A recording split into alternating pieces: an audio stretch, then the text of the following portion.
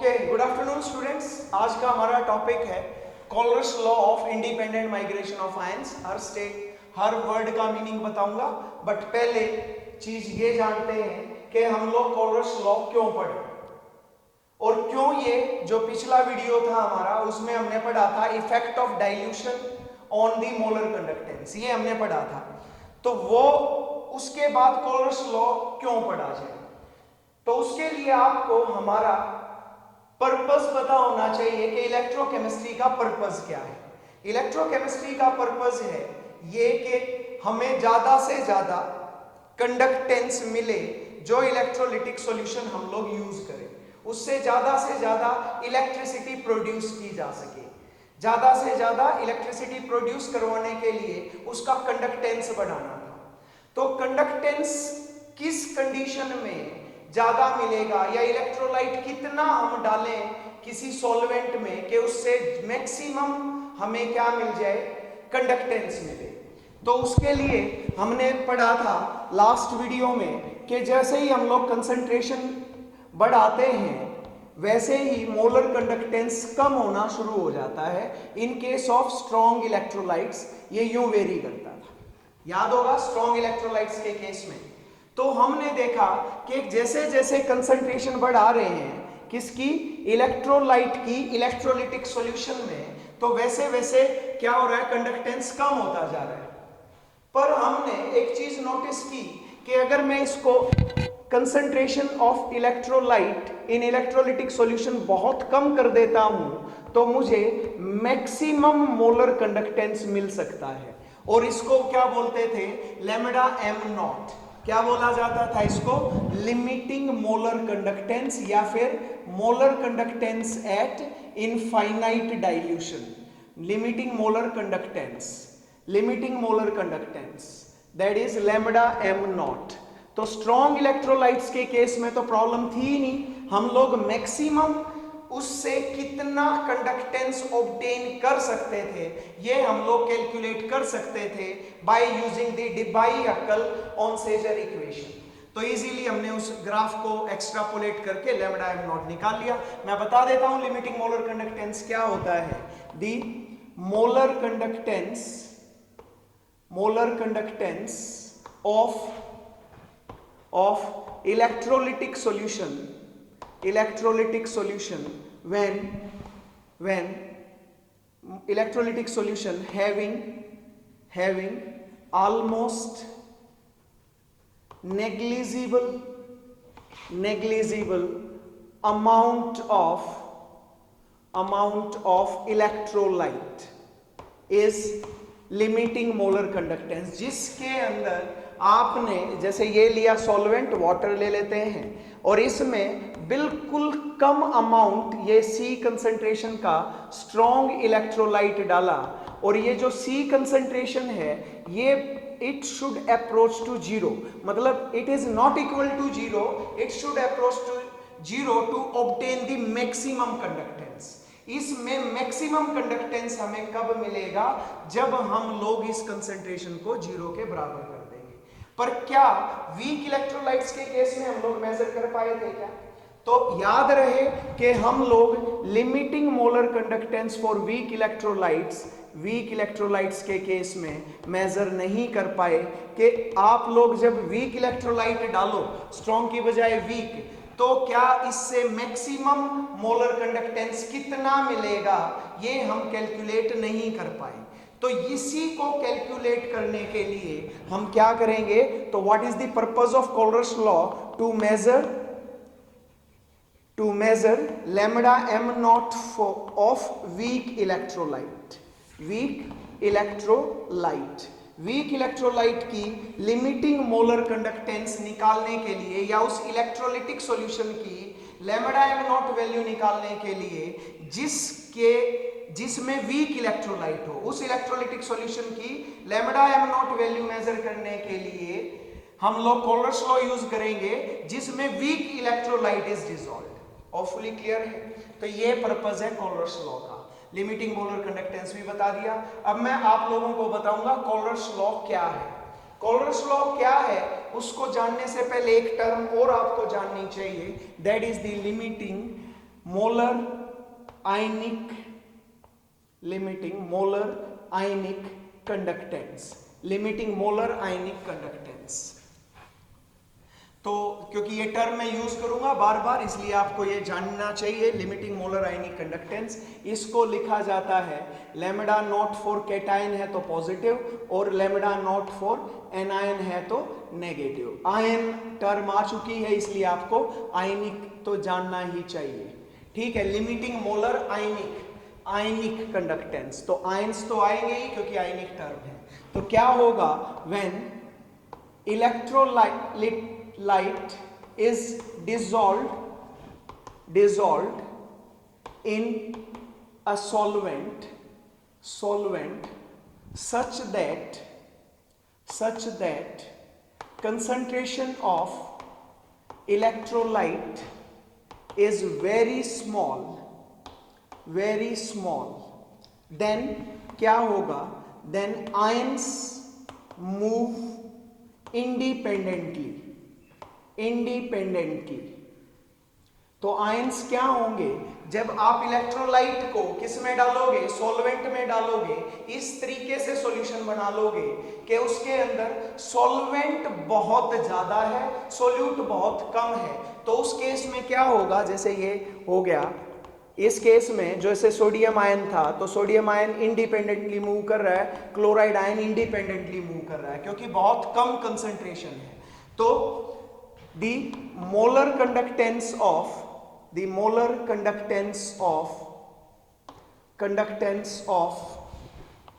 Of ions in very dilute solution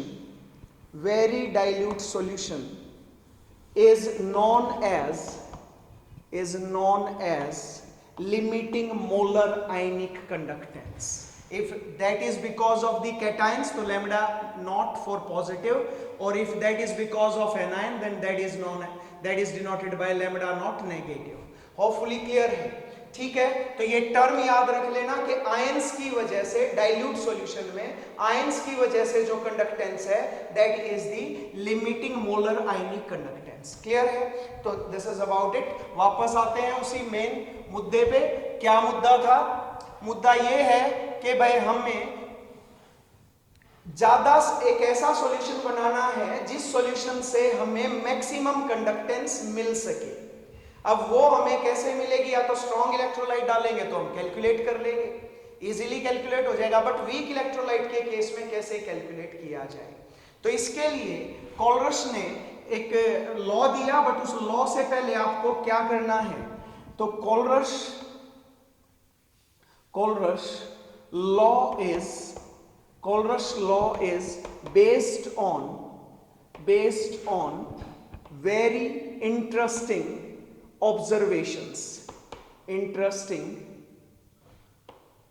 interesting observations कुछ observations पे based है ये law.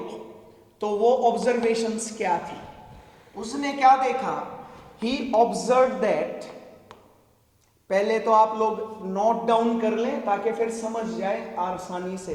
He observe that when very dilute solution of strong electrolytes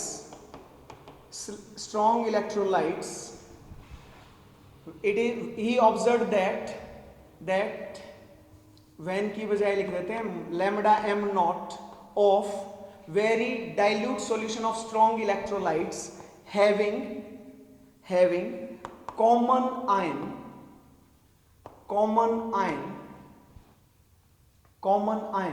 he observed that lambda m naught of very dilute solution of strong electrolytes having common ion can be calculated by using DHO equation से वो क्या निकाल सकता था, वो calculate कर सकता था lambda M naught of dilute solutions. For example ऐसे समझ लें, लाइक NaCl और ये KCl, इनके अंदर हैविंग कॉमन आयन, करेक्ट है। तो कॉमन आयन है दोनों में, क्लोराइड आयन, और इनकी लैम्डा एम नॉट वैल्यूज ने डीएचओ इक्वेशन से कैलकुलेट कर ली, एक्स एंड वाई। समझ गए? अब उसने क्या किया, ही further observed that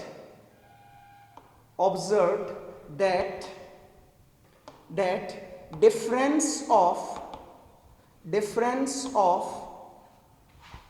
lambda m naught of cation or anion मतलब what is it, this is the limiting molar ionic conductance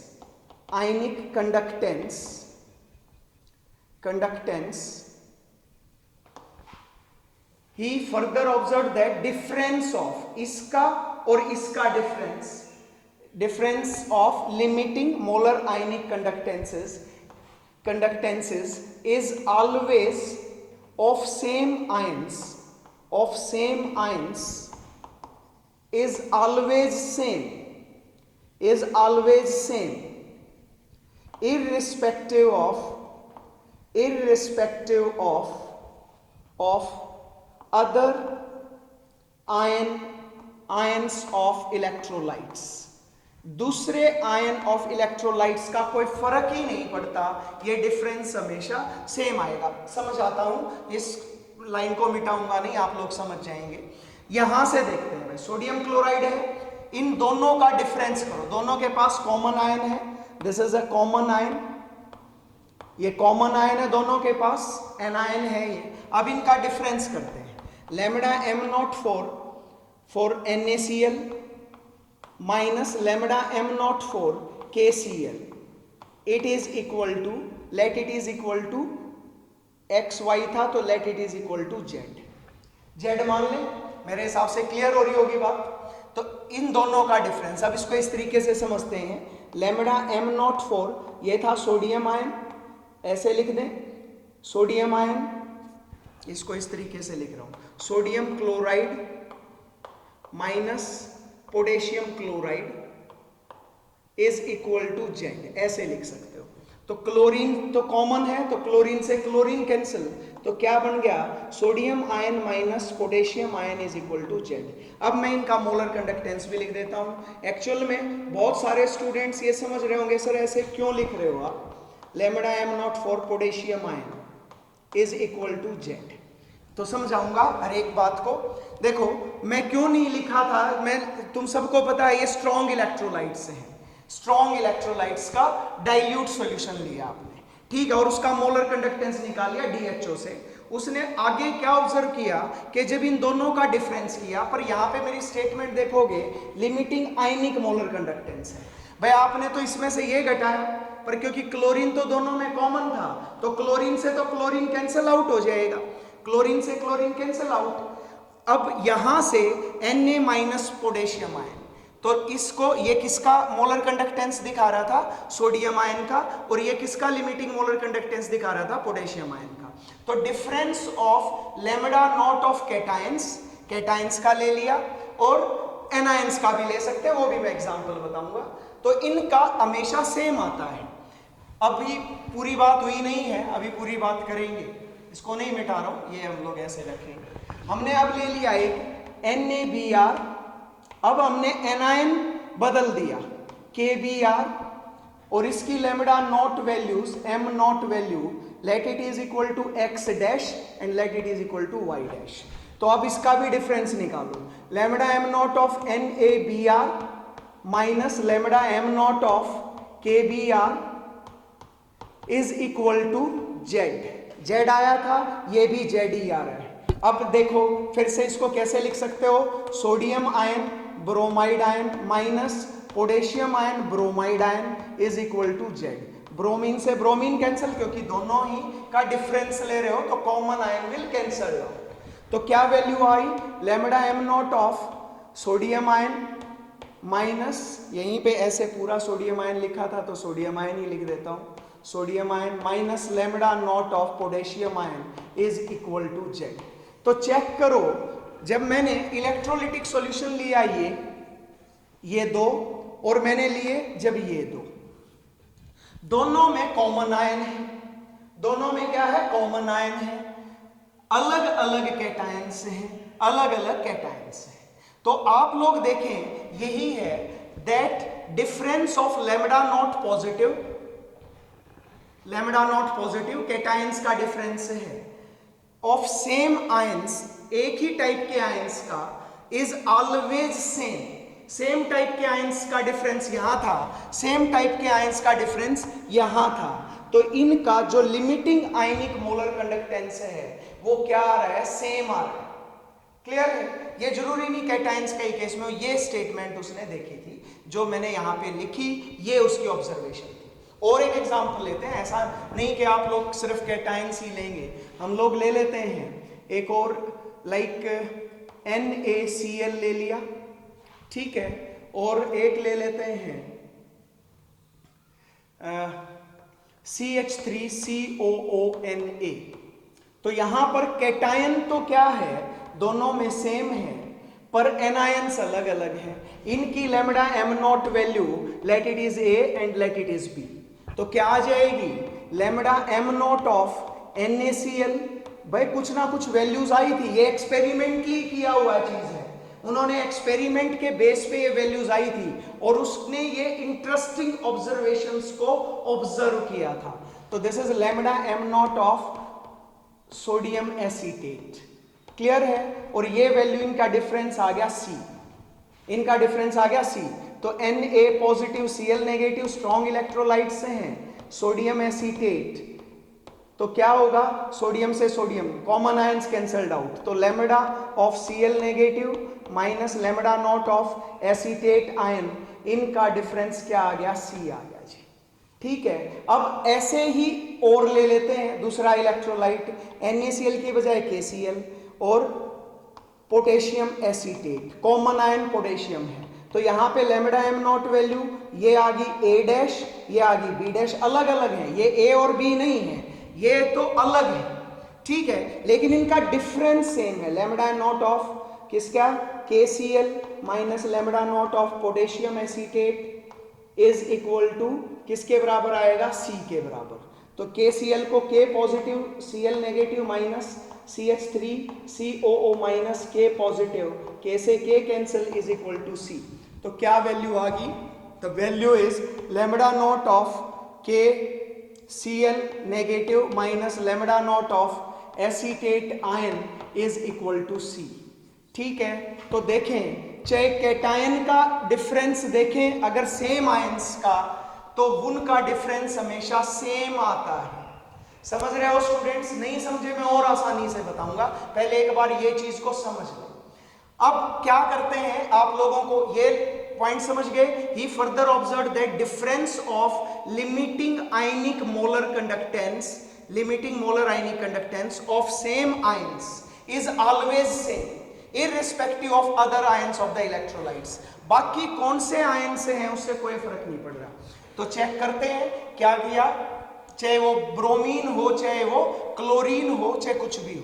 ऐसे समझो जैसे कि मेरे पास दो स्टूडेंट्स हैं, ये है लेट इट बी राजेश, ये एक स्टूडेंट है राजेश, पहले दिन बैठ गया किसके साथ में, सुरेश के साथ में,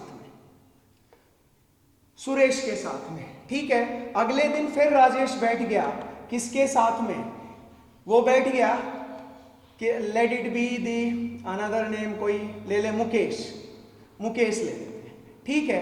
अब इन दोनों का आउटपुट निकाला गया, मार्क्स आए, कितने मार्क्स आए, तो मार्क्स आए भाई इन दो, जब ये दोनों इकट्ठे बैठते थे एक बेंच के ऊपर तो इनके मार्क्स आते थे 40 और यहाँ पे मार्क्स आते थे 30। यही आया भाई 40, जैसे ही वो इसके साथ बैठा तो 30।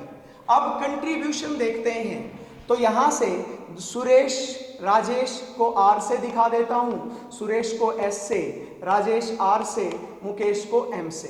तो क्या करो, RS माइनस RM करो तो कितना आएगा, 40 में से 30 गया 10, ठीक है।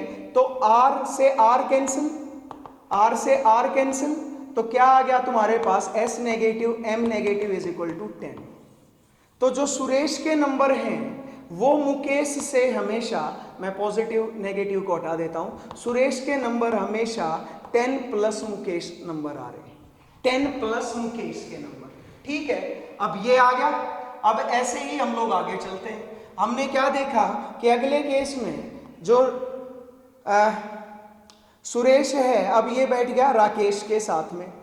राकेश की बजाय इसको कुछ और ले लेते हैं, सतीश ले लेते हैं, सतीश भी ऐसे हो जाएगा। हितेश ले लेते हैं, हितेश के साथ में सुरेश बैठ गया, और हितेश फिर किसके साथ में बैठ गया?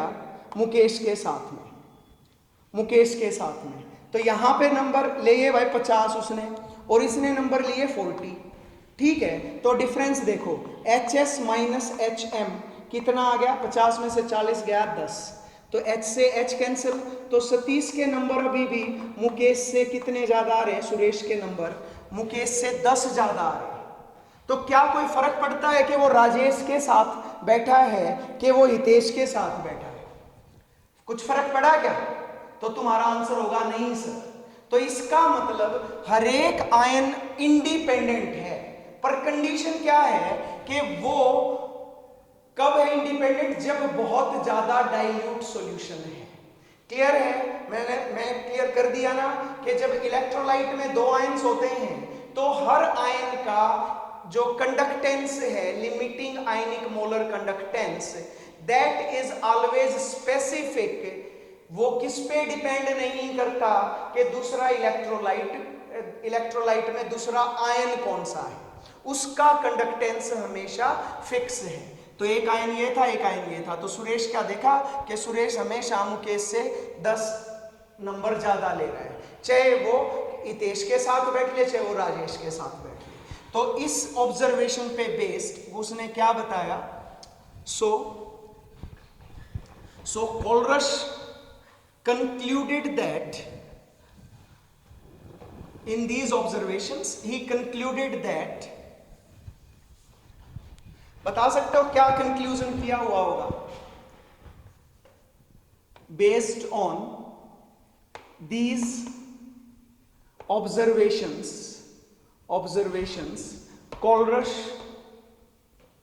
कोलरस concluded that, बोलो आप लोग इजीली बता सकते हो, concluded that limiting molar ionic conductance of any ion is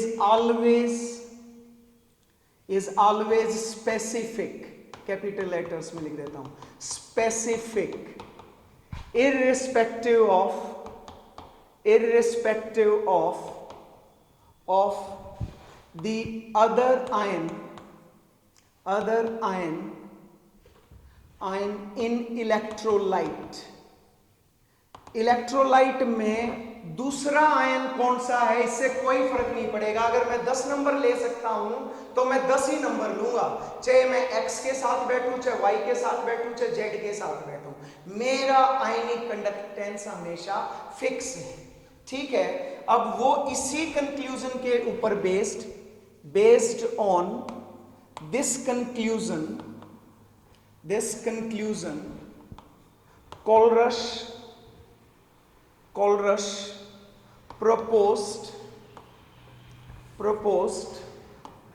a general law in 1861। 1861 में उसने एक जनरल लॉ दिया, known as कोलरस लॉ।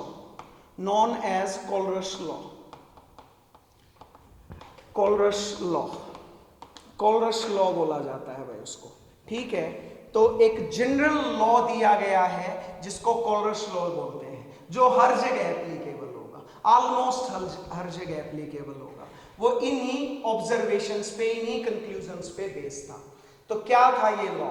अब अगर मैं तुम्हें कहूं कि मेरे पास ये एसिटिक एसिड है, अब इसका मैं मोलर कंडक्टेंस तो नहीं निकाल सकता, या निकाल सकता हूं, लिमिटिंग मोलर कंडक्टेंस। तो तुम्हारे दिमाग में आएगा कि सर नहीं निकाल सकते हो। क्यों नहीं निकाल सकते हो? क्योंकि ये तो वीक इलेक्ट्रोलाइट है, और वीक इलेक्ट्रोलाइट का lambda m not value calculate नहीं की जा सकती। तो फिर क्या किया जाए? तो ये अब कैलकुलेट करेंगे कैसे। तो ये एसिटिक एसिड किससे बना है, एसीटेट आयन से बना है, हाइड्रोजन आयन से बना है। तो इसका मोलर कंडक्टेंस मान लिया A है, लिमिटिंग आयनिक मोलर कंडक्टेंस, और इसका कितना है मान लिया B है। तो स्पेसिफिक होगा कि स्पेसिफिक नहीं होगा, तो तुम्हारा दिमाग कहेगा कि सर बिल्कुल स्पेसिफिक होगा। अभी तो देखा था, चाहे एसीटेट आयन किससे जुड़ जाए, चाहे सोडियम से जुड़ जाए, चाहे हाइड्रोजन से जुड़ा हो, इसका molar conductance, limiting ionic molar conductance हमेशा A आएगा।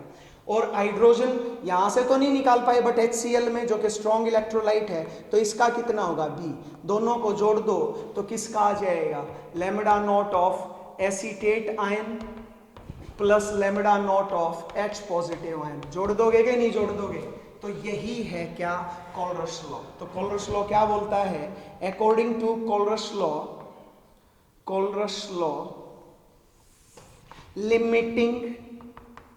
Limiting molar conductance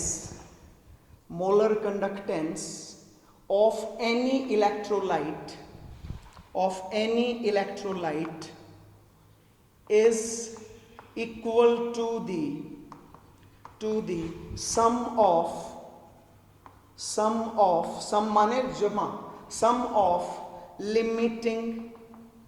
limiting molar ionic conductance of its ions, इसके आयंस का लिमिटिंग मोलर आयनिक कंडक्टेंस निकाल लो और उसको जोड़ दो, and multiplied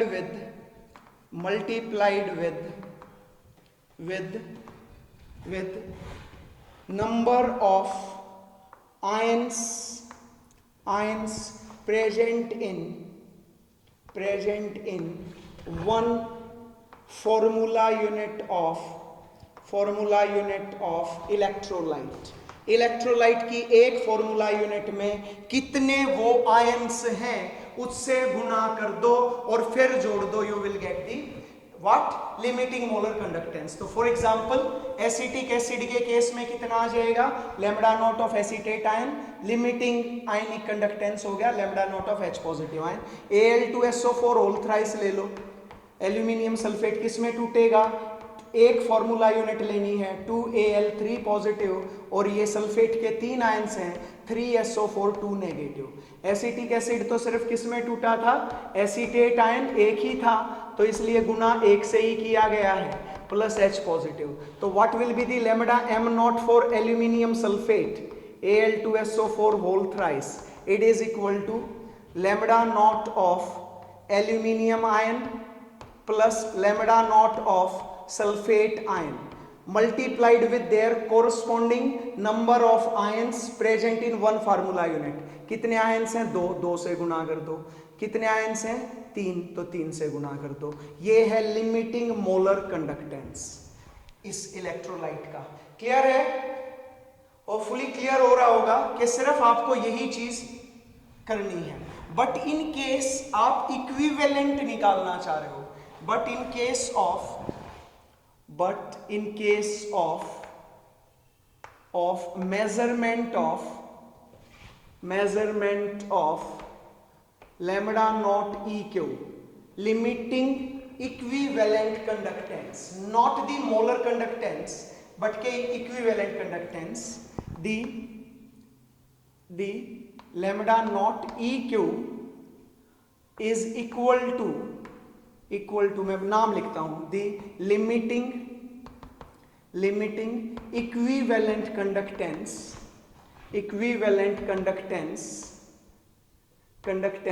will be equal to sum of limiting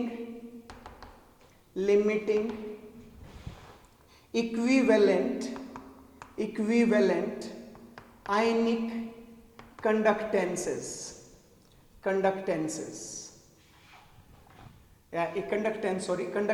of ions only। Multiply नहीं करने की जरूरत है। अगर lambda naught EQ of E Q of किसका निकालना है, एल्यूमिनियम सल्फेट का। तो आपको इसका क्या लेना है, lambda naught of aluminium ion plus lambda naught of sulphate ion. No need to multiply, you know very well कि क्या होगा। एल्यूमिनियम आयन के केस में यहां पे जो दो आयन्स हैं, याद रखना ये 2 + 6 -6 के बराबर किए गए थे, बट इक्विवेलेंट में इक्विवेलेंट वेट लिया जाता है, और इक्विवेलेंट वेट के केस में हम लोग वैलेंसी पहले ही डिवाइड कर चुके हैं।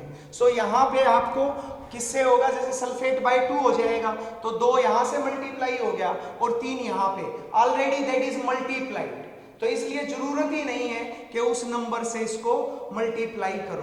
तो इक्विवेलेंट कंडक्टेंस के अंदर आपको सिर्फ और सिर्फ सम करना है इन दोनों का, और कुछ नहीं करना, ठीक है, सिर्फ आयंस का। जैसे कि इस केस में मोलर कंडक्टेंस और इक्विवेलेंट कंडक्टेंस दोनों के दोनों क्या आएंगे, सेम आएंगे, ठीक है। तो मेरे हिसाब से क्लियर हो गया होगा क्यों हमने दोनों आयंस को जोड़ दिया। वो जोड़ा इसलिए क्योंकि दोनों का कंडक्टेंस स्पेसिफिक है, तो दोनों को जोड़ दोगे, तो दोनों को जोड़ोगे तो क्या आ जाएगा, total molar limiting molar conductance. तो this is the way you can calculate. Clear है। अब इसके अंदर इसमें बोला गया Kohlrausch law of independent migration of ions. Question तुम्हारे एग्जाम में यही आता है आजकल ज्यादातर कि क्यों इसको इंडिपेंडेंट माइग्रेशन ऑफ आयंस बोला गया। तो क्या होगा, तो समझते हैं व्हाई। इस क्वेश्चन का आंसर देते हैं why it is law of independent migration of ions. क्यों इसको law of independent migration of ions बोला जाता है, migration of ions.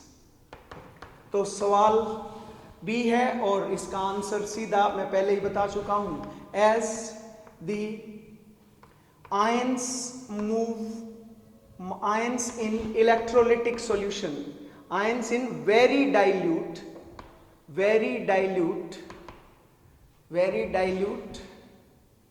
electrolytic solution move independently। वो कैसे मूव करते हैं, independently. hence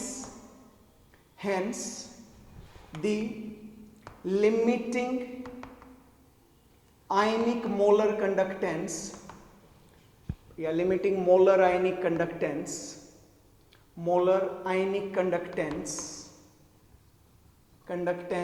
is specific and not affected by other ions क्योंकि वो क्या करते हैं, they move independently, independent migration, they are not affected by the other ions. और ये जो लॉ है ये बहुत डाइल्यूट सॉल्यूशन में अप्लाई किया गया है, इसलिए वो आयंस इंडिपेंडेंटली मूव कर रहे हैं और इसलिए वो स्पेसिफिक कंट्रीब्यूशन शो करते हैं in the limiting molar conductance of the electrolyte. इसीलिए इसको क्या बोला गया है, Kohlrausch law of independent migration of ions. Clear है जी। तो ये एग्जाम में आप लोग इस तरीके से लिख दें।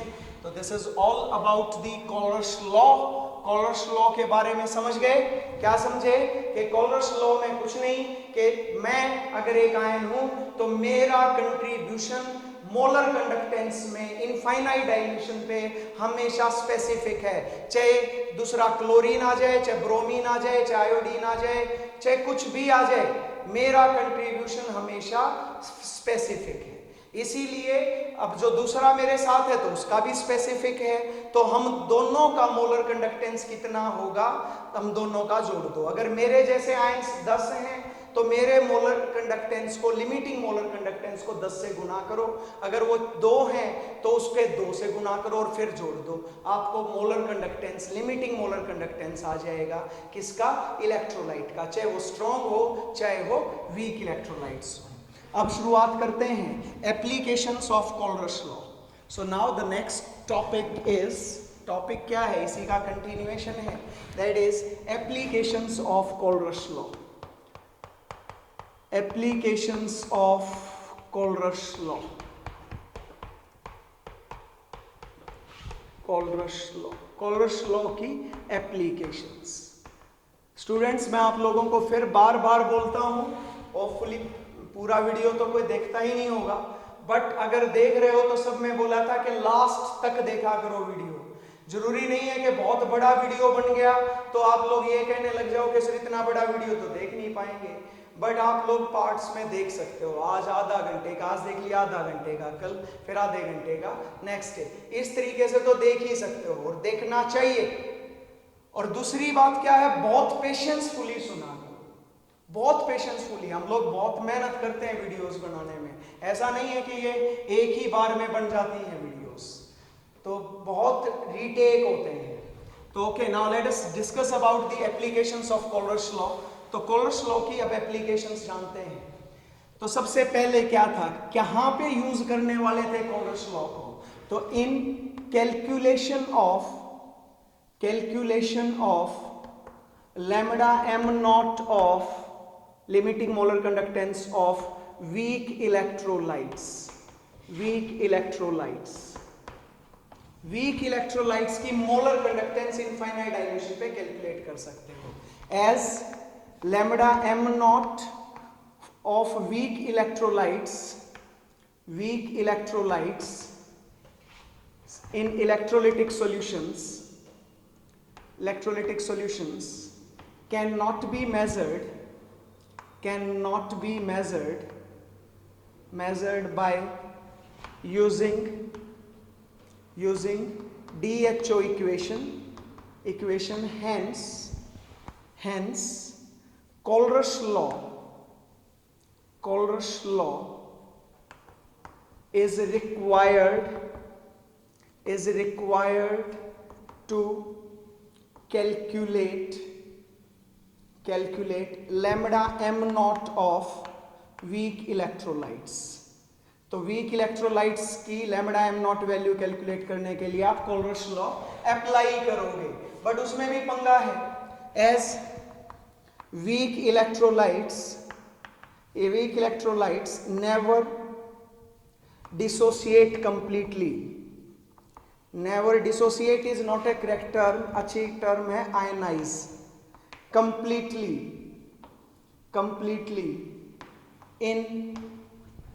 in their aqueous solutions में पूरी तरीके से आयनाइज नहीं होते हैं। तो क्या करेंगे, hence the lambda m naught of strong electrolytes is used to calculate lambda m naught of weak electrolytes. So this is a statement actually कि आप लोगों को मैं अगर स्टार्टिंग करता तो यहीं से करता कि calculation of lambda m naught of weak electrolytes by using the strong electrolytes. For example समझते हैं भाई, हमें निकालनी है lambda m naught of acetic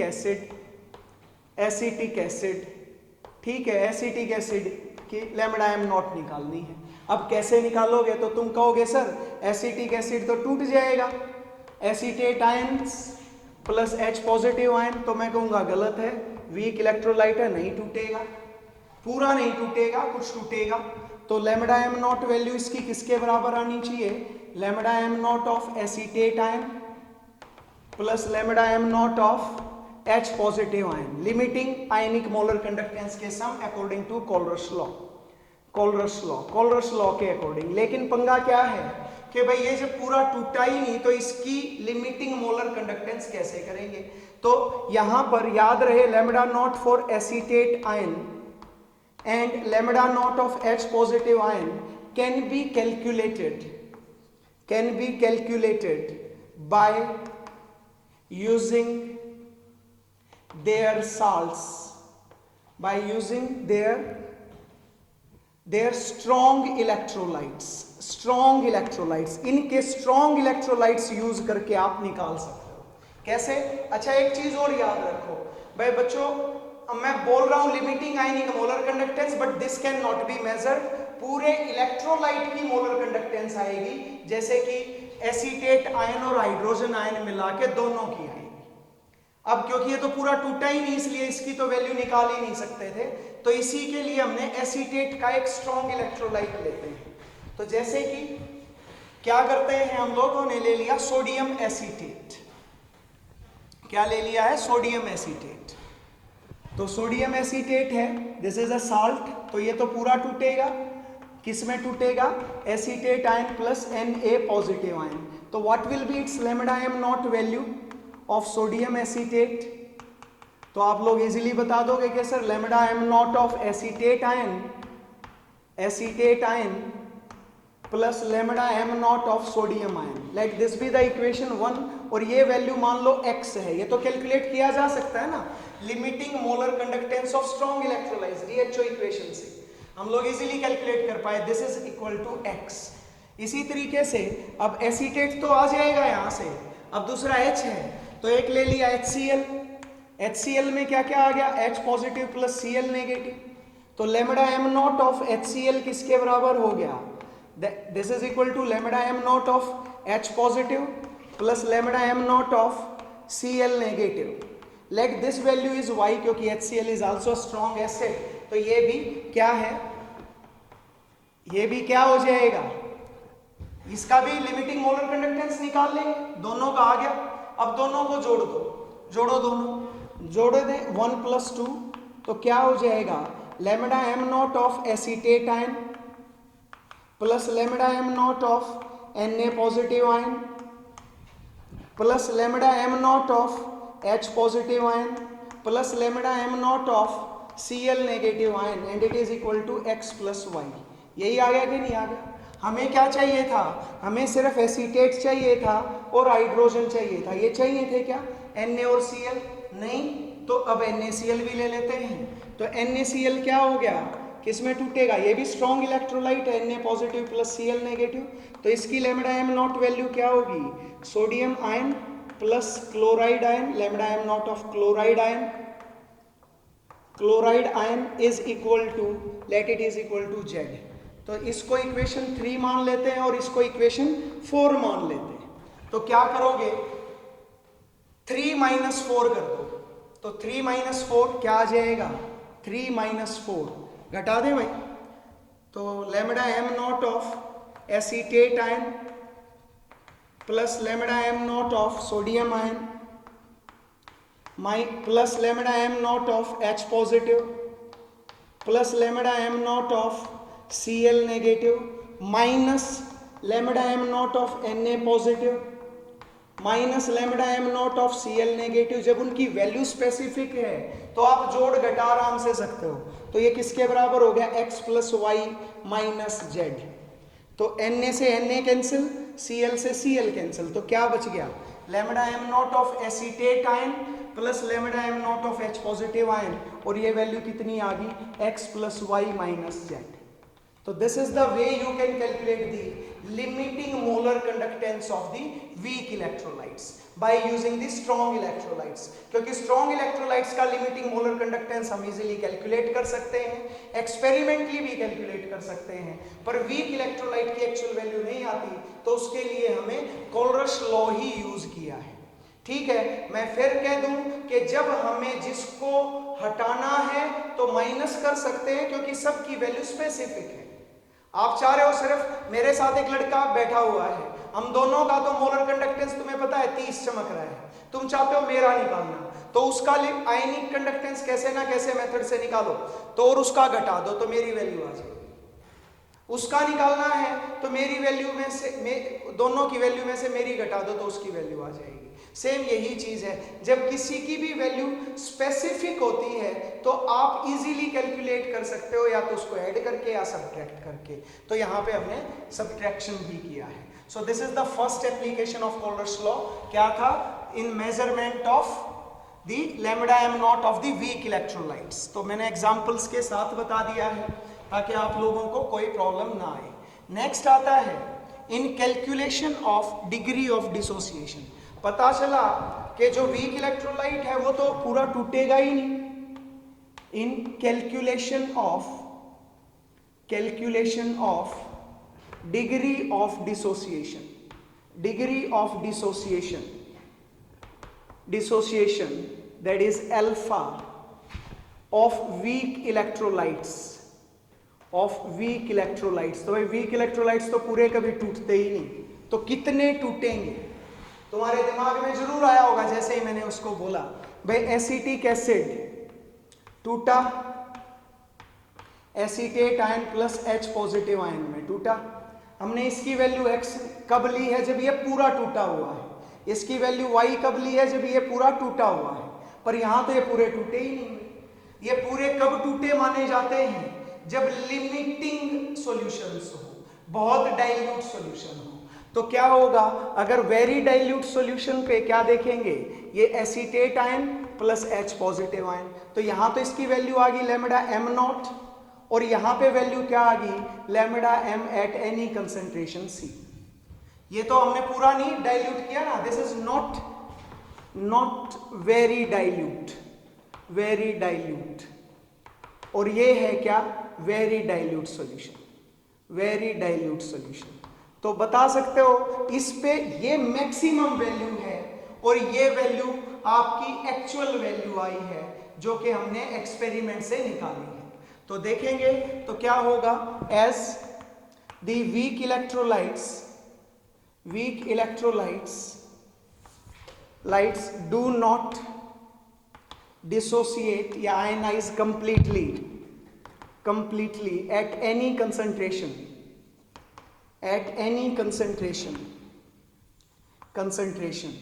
hence their degree of dissociation alpha can be calculated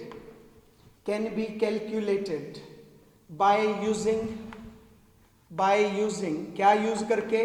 molar conductance at any concentration C and molar conductance at infinite dilution. तो ये किसके बराबर आ जाएगा? इजी है, lambda MC by lambda m not. जैसे मान लो कि ये वैल्यू आई 50, यहाँ पे 50% ही टूटा था इसलिए 50 ही आई, ये पूरा टूट गया तो 100। तो बता सकते हो डिग्री ऑफ डिसोसिएशन कितना आएगा? 50/100। तो वह 50% ही टूटा, 100 में से तो 50 ही टूटा ना, तो वही वैल्यू आ गई। तो मोलर कंडक्टेंस सिर्फ और सिर्फ आयंस की वजह से है, और आयंस बनेंगे डिग्री ऑफ डिसोसिएशन की वजह से। तो lambda MC by lambda m not. यहाँ पर lambda m not for weak electrolytes कैसे कैलकुलेट कर सकते हो? For weak electrolytes can be calculated by using Colruyt's law, Colruyt's law पे बेस्ड आप कैलकुलेशन कर सकते हो लैम्डा m नॉट की, molar conductance at infinite dilution. तो सीधा सा फार्मूला याद रखना है, lambda MC by lambda m not. This is the molar conductance at any concentration. ये किसी भी कंसंट्रेशन पे होगा पर डाइल्यूट नहीं होगा, ये डाइल्यूट है। कई बार कह देगा परसेंटेज डिग्री ऑफ डिसोसिएशन, अगर वो परसेंटेज कह दे तो गुना 100 कर देना चाहिए, ठीक है, कि इतने डिग्री ऑफ डिसोसिएशन हुआ है। तो डिग्री ऑफ डिसोसिएशन मतलब ये कितना टूटा है, तो दैट यू कैन कैलकुलेट। तो third application is very simple applications. असल एप्लीकेशन तो वही थी लैम्डा m नॉट निकालना, यही काम था कोलर्स लॉ, इसीलिए प्रपोज किया गया था। नेक्स्ट है in calculation of dissociation constant, in calculation of dissociation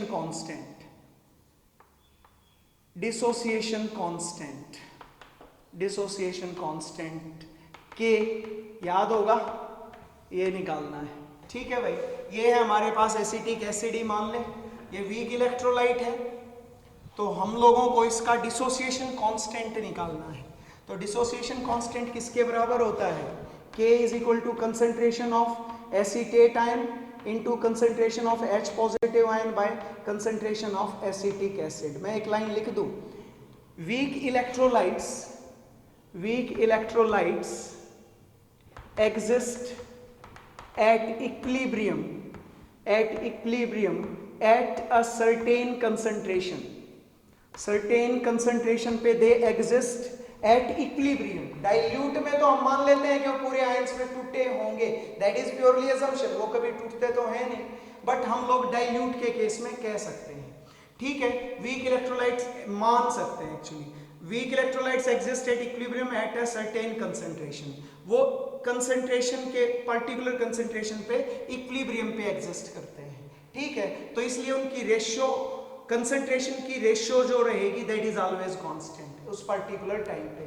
तो कैसे निकालेंगे, तो t इज इक्वल टू 0, जब टाइम 0 है, मान लो इसकी कंसंट्रेशन c थी, t टाइम पे इसका डिग्री ऑफ डिसोसिएशन था अल्फा, तो कितना टूट गया, टूट गया c अल्फा, अल्फा c का इतने परसेंट टूट गया। जैसे मान लो कि हम लोग थे 10 आदमी, 10 थे स्टार्टिंग में, 5 टूट गए, तो 5 टूट गए तो -5। पर अगर वो कहे कि जो डिग्री ऑफ डिसोसिएशन है वो है 5%, 5% किसका है, वो इनिशियल कंसंट्रेशन का है, तो 5% कितना आएगा, अगर वो 5 में टूट गया तो you can directly right the 5, but अगर वो कहे 5% डिग्री ऑफ डिसोसिएशन है तो 10 का 5% ऐसे ही तो निकालोगे ना। What is it, this is degree of dissociation alpha, and what is it c, तो c माइनस c अल्फा हो गया ना। तो ये कितना बन गया, जितने ये टूटे उतना ये बन गया c अल्फा, तो k किसके बराबर आ गया, c अल्फा एसीटेट की कंसंट्रेशन, हाइड्रोजन की c alpha, c into 1 minus alpha, यही तो बचा हुआ भाई इक्विलिब्रियम पे, c से c कैंसिल, तो c alpha square by 1 minus alpha is equal to k। तो कंसंट्रेशन आपको पता है, अल्फा कैसे कैलकुलेट कर सकते हैं, alpha can be calculated by using the relation, अभी किया था हमने यूजिंग रिलेशन, क्या रिलेशन यूज की थी, alpha is equal to lambda M C by lambda M naught, और लैम्बडा एम नॉट कैसे निकालोगे वीक इलेक्ट्रोलाइट के लिए, कॉलर्स लॉ पे बेस्ड। तो अल्फा की वैल्यू पुट कर देना, यहां से निकाल के सी तुम्हें पता ही होगी कंसंट्रेशन क्या, किस कंसंट्रेशन से शुरू की थी, and you will get the dissociation constant, this is the dissociation constant. Clear, समझ गए, अल्फा की वैल्यू आते ही सब कुछ निकल गया। नेक्स्ट है in calculation of solubility, in calculation of fourth application आ गई, in calculation of solubility, solubility की कैलकुलेशन भाई, कैलकुलेशन ऑफ सोल्यूबिलिटी। देखो भाई, वीक इलेक्ट्रोलाइट्स के केसेस के अलावा ऐसे भी हो सकते हैं कुछ वीक इलेक्ट्रोलाइट्स जो हैं वो स्पेरिंगली सोल्यूबल हो, सम of the electrolytes may be sparingly soluble in water, sparingly soluble होंगे पानी में, कम घुलेंगे। For example like silver chloride ले लिया, तो सिल्वर क्लोराइड कम घुलता है, तो ये क्या करेंगे,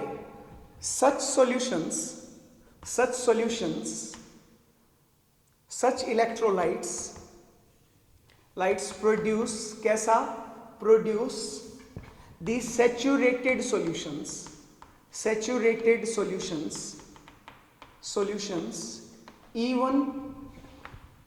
even at very low concentration, बहुत कम कंसंट्रेशन पे भी वो क्या बना लेते हैं, सैचुरेटेड सॉल्यूशन। स्पेरिंगली सोल्यूबल मतलब कम घुलेंगे, जो कम घुलेगा इसका साफ साफ मतलब ये है कि जैसे ही तुमने थोड़ी सी अमाउंट डाली, भाई डाइल्यूट सॉल्यूशन आप लेने की कोशिश कर रहे थे तो कम अमाउंट डाल रहे थे, अब जब कम अमाउंट डालोगे तो क्या होगा, बताओ क्या होगा, तो आप लोग देखेंगे कि उसमें वो पूरा नहीं घुला, तो नहीं घुला तो इस पॉइंट को क्या बोलेंगे, सैचुरेशन पॉइंट, और ऐसे सॉल्यूशन को क्या बोलेंगे, saturated solution.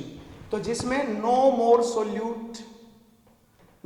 Solute can be dissolved, उसमें और ज्यादा सोल्यूट डिसॉल्व ना हो सके, और स्पेरिंगली सोल्यूबल साल्ट्स तो बना ही लेंगे ऐसे, तो क्या होगा, इन सच सॉल्यूशंस, सच सैचुरेटेड सॉल्यूशंस, सभी सैचुरेटेड सॉल्यूशंस में, saturated solutions concentration is represented in terms of, हाँ yes, represented in terms of, किसकी टर्म्स में रिप्रेजेंट की जाएगी, in terms of solubility।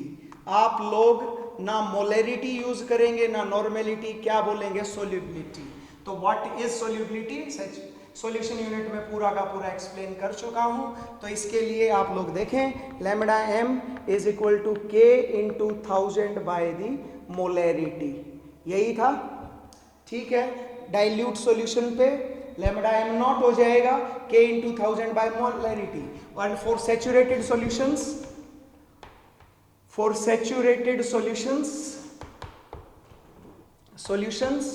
molarity is equal to solubility. Molarity ही क्या होगी? सोल्यूबिलिटी. तो lambda M not is equal to k specific conductivity into 1000 by the solubility. तो आपको सोल्यूबिलिटी निकालनी है, तो सोल्यूबिलिटी कैसे निकलेगी? सो solubility is equal to K into 1000 by lambda m naught. Lambda m naught can be measured by weak electrolytes या sparingly soluble salts के लिए measured by using Colrush law पे बेस्ड आप निकाल सकते हो. के आपको पता ही है, K is the specific conductivity G into length per unit area. ये वैल्यू आपको पता होगी तो आप सोल्यूबिलिटी कैलकुलेट कर सकते हो कि नहीं? Yes, you can easily calculate. इसी तरीके से आप लोग क्या भी निकाल सकते हो? इन calculation of ionic product of water. क्या कैलकुलेट कर सकते हो? इन calculation of ionic product of water का आयनिक प्रोडक्ट भी आप मेजर कर सकते हो. You can calculate. This is denoted by KW. ठीक है, आयनिक प्रोडक्ट ऑफ वाटर. अब कैसे निकाला जाएगा? इसके लिए आपको क्या पता होना चाहिए? You must know lambda. पहले तो वाटर के बारे में जान लें. वाटर टूटा H positive plus OH negative. तो what will be the lambda m not for water? Water के लिए क्या हो जाएगा? Lambda m not of H positive ion plus lambda m not for OH ion. यही हो जाएगा. Lambda m not for water and lambda m naught for H positive ion is 349.8. It is 349.8 Siemens centimeter square per mole. And plus lambda m naught for OH ion is 198.5. जोड़ दें दोनों, same unit है. Siemens centimetre square पर मोल. मैं calculation करके ही बता देता हूँ. ये 349.8 बाय 198.5 क्या आ जाएगा? 8 5 13, 18, 5 14, 4 और 1 5, 548.3 सीमंस सेंटीमीटर स्क्वायर पर मोल. तो यही आ जाएगी भाई वैल्यू. तो आगे अब हमारे पास this is lambda m not of H2O. ये तो यूजिंग कोलरश लॉ. ये वैल्यूज हमने पता कर ली थी एक्सपेरिमेंट से या by using the strong electrolytes. अब हमें निकालना है क्या? हमें निकालना है KW. What is KW? Ionic product of water is equal to concentration of H positive into concentration of OH negative. ये होता है. मैं बता देता हूँ यहाँ पे. K किसके बराबर है? Equilibrium constant H positive into OH negative divided by H2O. अब H2O को इधर ले आओ तो कंसंट्रेशन वाटर की भी कांस्टेंट है और इक्विलिब्रियम कांस्टेंट भी कांस्टेंट है. तो KW बोल देते हैं. तो what is KW? Ionic product of water into KW. This is ionic product of water is equal to the product of H positive ion, concentration of H positive ion and the concentration of OH ion.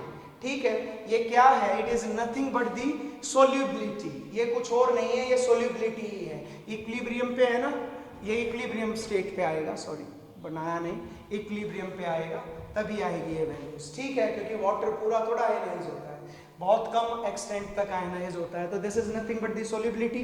तो ये कैसे निकालोगे? Lambda m naught is equal to K into 1000 divided by the molarity. Molarity के बजाय solubility लिख दें क्या? What is solubility? This is the concentration of H positive ion और कंसंट्रेशन ऑफ OH आयन, दोनों की बराबर है इसलिए. तो किसके बराबर आ जाएगा? H पॉजिटिव इंटू और OH negative is equal to K into 1000 divided by what is lambda m not for it? Lambda m naught तो निकाल लिया हमने कोलरस लॉ से. 548.3 ये वैल्यू आ गई भाई. अब मुझे सिर्फ स्पेसिफिक कंडक्टिविटी की वैल्यू चाहिए and that is equal to 5.54. K is equal to K for water, specific conductivity for water is equal to 5.54 into 10 raised to the power minus 8. This is equal to 10 की power minus 8. ठीक है, और क्या हो जाएगा, siemens centimetre inverse, यही हो जाएगा. तो पुट कर दो भाई, H पॉजिटिव और OH आयन की कंसंट्रेशन दोनों में से एक ही आएगी, पर दोनों इक्वल हैं इसलिए सेम आएगी. तो 5.54 into 10 raise to the power minus 8 into 10 की power 3 divided by 5.483 into 10 raise to the power 2. ऐसे लिख दें क्या इसको? ठीक है, ये बराबर बराबर सा आ जाएगा, मैं इसलिए लिख दिया. तो ये काट दो, ऑलमोस्ट बराबर आ गया. तो ये 10 की पावर ऊपर जाएगा तो 10 की पावर माइनस 10, और ये चला गया 10 की पावर 3, तो कितना आ गया 10 की पावर माइनस 7. तो ये एक्चुअल वैल्यू आती है 1.01 into 10 raise to the power minus 7. तो कंसंट्रेशन ऑफ हाइड्रोजन आयन और concentration of OH ion is equal to 10 raise to the power minus 7. हमें निकालना आयनिक प्रोडक्ट ऑफ वाटर. तो KW किसके बराबर है, H positive into OH negative. याद होगी ये सबको वैल्यूज, 10 की पावर माइनस 7 गुना 10 की पावर माइनस 7, तो कितना आ गया 10 raise to the power minus 14. याद है pH जो थी वो 14 आती थी, pH 14 आती थी और न्यूट्रल की 7 आती थी. यहाँ से इजीली आप लोग निकाल पाए. तो ये है at 25 degree Celsius, 25 degree Celsius पे. तो कैसे निकाला हम लोगों ने, सेम वही कोलर्स लॉ लगाया, कोलर्स लॉ वाला मिटा दिया. क्या निकाला था, lambda m not of H2O according to Kohlrausch's law is equal to lambda m not of H positive plus lambda m not of OH negative. ये वैल्यू निकाल ली थी, ये वैल्यू आ गई थी 548.3, ये वैल्यू आ गई 548.3. बस अब तो सारी के सारे फार्मूलेज हैं जो पीछे हमने अप्लाई किए थे. तो होपफुली सबको क्लियर हो गया होगा कि क्या क्या कहाँ कहाँ पे कोलर्स लॉ को हम अप्लाई कर सकते हैं. तो बच्चों, this is all about the Kohlrausch's law and its applications. Hopefully आप सबको क्लियर हो गया होगा. नहीं हुआ है या कुछ डाउट रह गया तो कंक्लूजन में आप लोग थोड़ा सा कोरिलेट करने की कोशिश करो. तो क्या है Kohlrausch's law? Kohlrausch's law, Kohlrausch's law, Kohlrausch's law क्या है कि जो lambda m not of ions positive और negative is always specific irrespective of other ion of electrolyte, irrespective of other ion of electrolyte. ये तो थी उसकी ऑब्जर्वेशन भाई, जो उसने ऑब्जर्व किया था. इसके बेस पे उसने लॉ बताया था कि जैसे मेरे पास AXBY है, इसका मोलर कंडक्टेंस निकालना है तो कैसे होगा, AXBY किस में टूटेगा, it will dissociate as X moles of AY positive plus Y moles of B X negative. तो इसका molar conductance at infinite dilution क्या आ जाएगा, AXBY is equal to X time of lambda m not of AY positive plus Y time of lambda m not of B X negative. यही आ जाएगा ना. Total limiting molar conductance क्या हो जाएगा, क्या बोला था कि जितने आयन्स हैं उन सब को जोड़ दो, उन सब का सम और multiply with their corresponding number of ions in one formula unit. इस एक फार्मूला यूनिट में कितने आयन्स हैं उनसे उसको मल्टीप्लाई कर दो, you will get the limiting molar conductance of the electrolyte that can be any type of any type. ठीक है, ये उसने बताया था. अगर इक्विवेलेंट लेते तो lambda E not Q of AXBY लोगे तो इसमें कुछ नहीं करना, lambda m not of EQ ही लेना है of AY positive plus lambda naught of EQ of BX negative. So this is the way you can write. अब इसकी एप्लीकेशंस क्या क्या थी, कहाँ कहाँ पे इसको का यूज किया गया. तो पहला तो क्या था, lambda m not of weak electrolytes. Weak electrolytes की मेजरमेंट हमने की थी. कैसे करेंगे, by using strong electrolytes, by using lambda naught of strong electrolytes. Strong electrolytes का लिमिटिंग मोलर कंडक्टेंस यूज करके. फिर किया था degree of dissociation, lambda MC by lambda m naught. Lambda m naught हम लोग यहाँ से निकालेंगे. फिर निकाला था हमने के की वैल्यू किसके बराबर आई थी, this is dissociation constant C alpha square by 1 minus alpha, alpha हमने यहाँ से निकाल लिया, ठीक है। फिर आया था हमारे पास lambda M not is equal to k into 1000 by solubility, तो सोल्यूबिलिटी निकाली थी, ये कब थी, फॉर स्पेरिंगली सोल्यूबल साल्ट। और फाइनली हमने क्या किया था, हमने निकाला था आयनिक प्रोडक्ट ऑफ वाटर, ये तो खैर कुछ बात नहीं थी, H positive into OH negative, ठीक है। यहाँ से lambda M naught of water जो है वो किसके बराबर है, lambda M naught of H positive plus lambda M naught of OH negative, तो ये तो कुछ नहीं ऐसे ही था, बट ये है इंपॉर्टेंट, ये इंपॉर्टेंट है, ये इंपॉर्टेंट है, ज़्यादातर इन्हीं से क्वेश्चन आता है। कई बार एग्जामिनर उसको डिफिकल्ट बनाने के लिए या बच्चे ने छोड़ तो नहीं दिया इसके लिए वो आपको ये भी दे सकता है, इसमें कुछ भी मुश्किल नहीं है, सबसे आसान टॉपिक है कॉलर्स लॉ।